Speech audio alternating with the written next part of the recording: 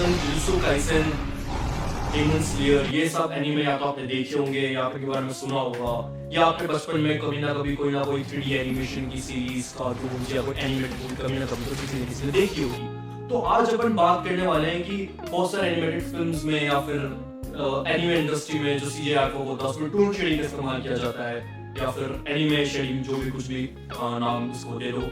तो ब्लेंडर से ऐसी चीज कैसे क्रिएट करते हैं, आज अपन इस बारे में बात करने वाले हैं। क्योंकि ब्लेंडर में सबसे पहले मैं आपको बताऊंगा कि जैसे कि मैंने एक मंकी एग्जांपल लिया है, तो एक अभी जैसे कि एक सिंपल 3D मॉडल है, फिर एक जो नॉर्मल लाइटिंग जो ब्लेंडर प्रोवाइड करता है, उसके बाद अपन टून शेडिंग में अपन उसके साथ खेल के उसको कैसे एक एनिमे लुक देंगे।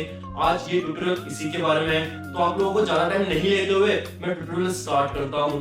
तो आराम से बैठ जाइए, गहरी सांस को आराम से बैठ जाइए और आराम से बैठ जाइए और आराम से इस ट्यूटोरियल को देखिए। आराम से बैठ जाइए और इस ट्यूटोरियल को मैं शुरू करता हूँ। आराम से देखिए, सुनिए, समझे, सीखें और इसको बना के मुझको जरूर भेजें इंस्टाग्राम पे। शुरू करते हैं। धन्यवाद।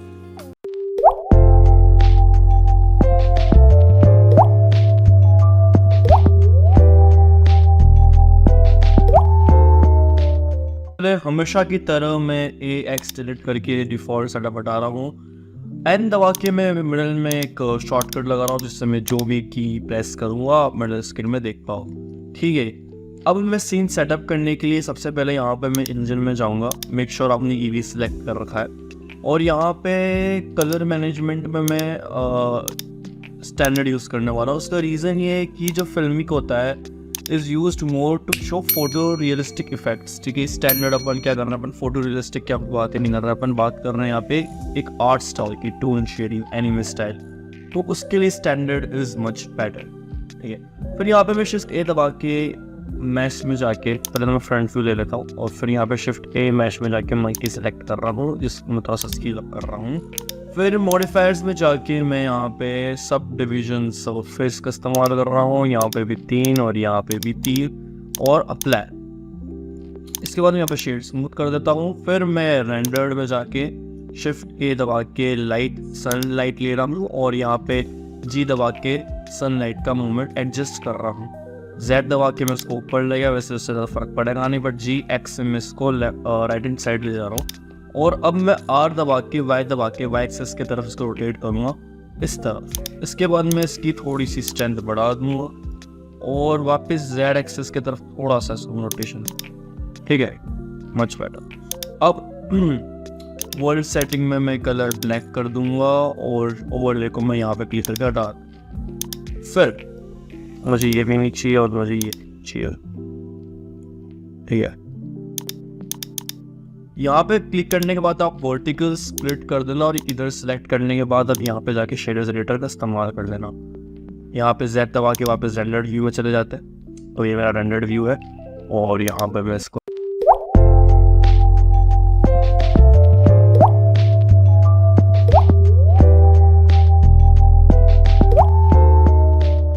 टेक्सचर देने वाला मेरा ऑब्जेक्ट। तो सबसे पहले आपके पास जो हमेशा डिफ़ॉल्ट सेटअप रहता है मटेरियल में, वही मुझे देखने को मिल रहा है। और यहाँ से मैं एक बहुत ही इंपॉर्टेंट नोड का इस्तेमाल करने वाला हूँ, जो अधिकतर यूट्यूबर्स करते भी हैं ट्यूटोरियल में, खासकर टूल शेडिंग और एनिमे के। और मैं भी इसी शेडर का इस्तेमाल करूँगा। काफ़ी पावरफुल टूल है और काफ़ी हेल्पफुल है, जो अपन को रिजल्ट चाहिए उसको देने में, टून शेडिंग का, एनिमे का। तो शिफ्ट A दबा के मेरे को उस शेडर का नाम है shader-to-RGB। बेसिकली जो भी शेडर का जो इनपुट इसको मिलता है उसको RGB कलर आउटपुट में बदल। ठीक है, फिर यहाँ पे जाने के बाद में अभी आपको कुछ असर नहीं दिख रहा होगा, बट असर अब दिखेगा जब मैं शिफ्ट A दबा के कलर रैंप लूँगा, और सॉरी इसको मैं बीच में रख दूँगा, और यहाँ पे कलर्स में ले लूँगा कांस्टेंट। और फिर जब मैं वाइट की वैल्यू बढ़ाऊंगा तो आप देख सकते हो आपके सिर्फ ब्लैक और वाइट, सिर्फ 2 चीज़ें विजिबल है। ठीक है, अब यहाँ से अपन अब इस शेडर के साथ थोड़ा खेलेंगे और इसको अपन एक ऐसा रिजल्ट देंगे जो आपने स्टार्टिंग में देखा था। तो उसके लिए आपको क्या करना है, आपको सबसे पहले शिफ्ट ए दबा के पहले मैं बताने वाला हूँ उसमें अपन क्या क्या ऐड करने वाला है।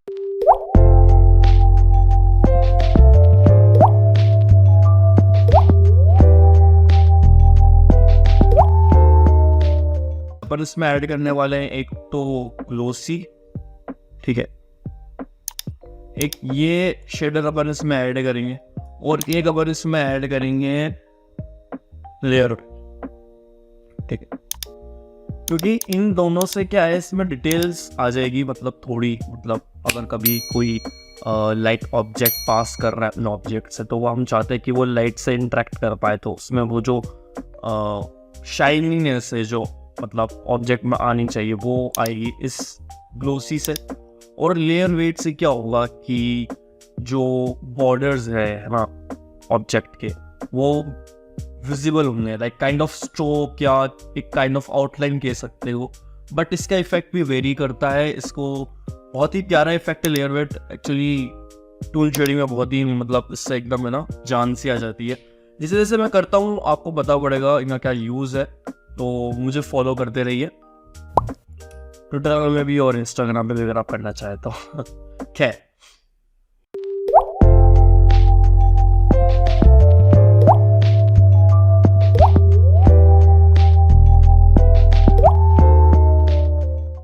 यहाँ पे मैं इसको मल्टीपल कलर्स भी दे सकता हूँ यहाँ पे, जैसे कि इन दोनों के बीच में मैं एक और वैल्यू ले लेता हूँ और उसमें थोड़ा सा रेशी आता हूँ, तो मेरे पास यहाँ पे 3 कलर हो गए। इससे और बेटर एस्थेटिक व्यू मिल रहा है वो। खैर फिर मैं शिफ्ट ए दबा के मिक्स लूँगा, मतलब मिक्स शेडर, यहाँ पर मैं कलर सेलेक्ट करूँगा और इसको मैं फैक्टर से जोड़ दूँगा, नहीं सॉरी ए से, मतलब ए पॉइंट से, फैक्टर से नहीं जोड़ने वाले पर, और रिजल्ट को सरफेस से मिला दो, ठीक है। हाँ अभी आएगा इफेक्ट, एक्चुअली ये थोड़ा मुझे फिल करना पड़ेगा यार। फिर यहाँ पे मैं BSDF को 20 अगर जोड़ूंगा तो नहीं जुड़ेगा क्योंकि ये आउटपुट इनपुट थोड़ा इनकरेक्ट है। इसके लिए एक और shader-to-RGB मुझे बीच में लगाना पड़ेगा और यहाँ पे मुझे एक और कलर है बीच में इनके लगाना पड़ेगा, ठीक है। तो देखो अगर अभी आपने इफेक्ट इन दोनों में देखो चेंज नोटिस किया होगा, मतलब पहले ये जो वाइट जो स्पॉट था पहले नहीं था, ईयर्स के यहाँ पे भी नहीं था, ये अकाउंट से ग्लोस लगाने के बाद आया है, ठीक है। अब वन ऐड करने वाला है इसी में लेयर वेट, तो उसके लिए मैं शेडर मैं वापस लगा देता हूँ और यहाँ से मैं एक और कलर नेम लगा देता हूँ और इसको मैं पर्सनल को फैक्टर से जोड़ के कलर को भी ग्लोस से लगा देता हूँ। और अब मैं अगर इस इफेक्ट को देखूँ तो जैसा मैंने कहा था कि इसकी जो बॉर्डर्स और स्ट्रोक्स है वो और विजिबल हो जाएगी। खैर मैं इसमें मिडल वाले को हटा रहा हूँ, वी डोंट नीड दिस, और बस इन दोनों का एडजस्टमेंट साइड में मुझे ब्लैक एंड व्हाइट था, ठीक है, मच बेटर। तो दिस इज टूल शेडिंग, ठीक है। अब ये शेडर्स एक बेसिक कॉन्सेप्ट मैंने आपको इस वीडियो के थ्रू बताया है कि आप tool shading, animate, style shading की स्टार्टिंग कैसे करोगे, जो बेसिक कॉन्सेप्ट्स तो इस्तेमाल होते हैं वो होते हैं। अब इसको अगर आपको कलर करना हो ना तो यहाँ से आप चेंज कर लेना, जैसे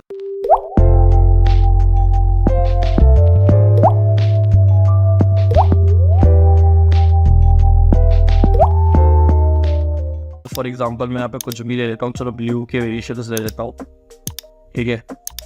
तो होगा क्या बताओ, और यहाँ पे भी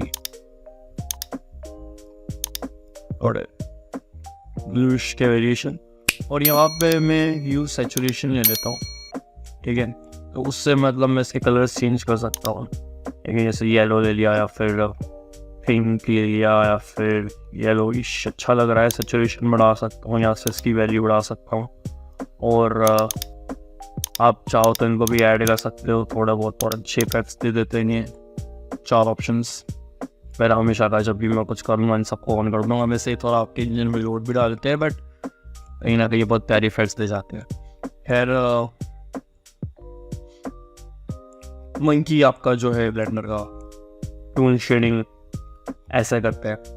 आई होप ये ट्यूटोरियल यूजफुल रहा होगा। और आपको जाते जाते एक बोनस पार्ट जो मैं बताने वाला था वो ये है कि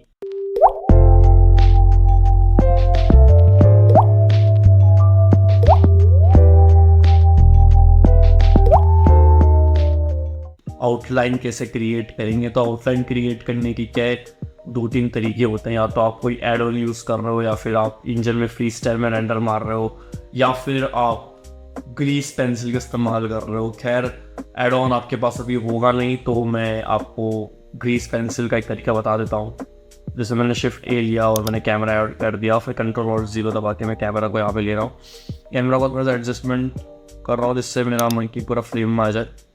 2 मिनट लगेंगे।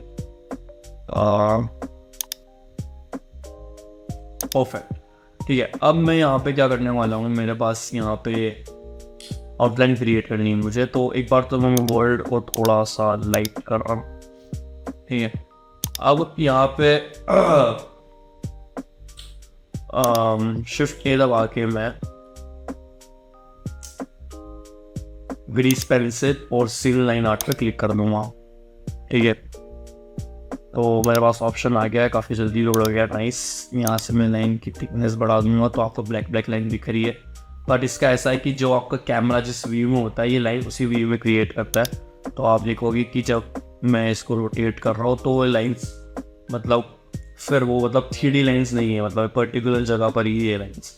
तो ग्रीस पेंसिल के आगे ये लिमिटेशन है, और हो सकता है इसका कुछ सॉल्यूशन भी होगा, मैंने फिगर आउट नहीं किया। अगर आप कर लो तो बता देना। और यहाँ पे मटेरियल में जाके मैं इसका कलर एडजस्ट कर सकता हूँ, आपको कैसा भी कलर चाहिए, ठीक है। तो ये मुझे आपको इस ट्यूटोरियल के थ्रू बताना था। मुझे यकीन है कि ये ट्यूटोरियल लाइक हेल्पफुल रहा होगा। आपको जैसा भी लगा आप कमेंट सेक्शन में अपना रिव्यू दीजिए।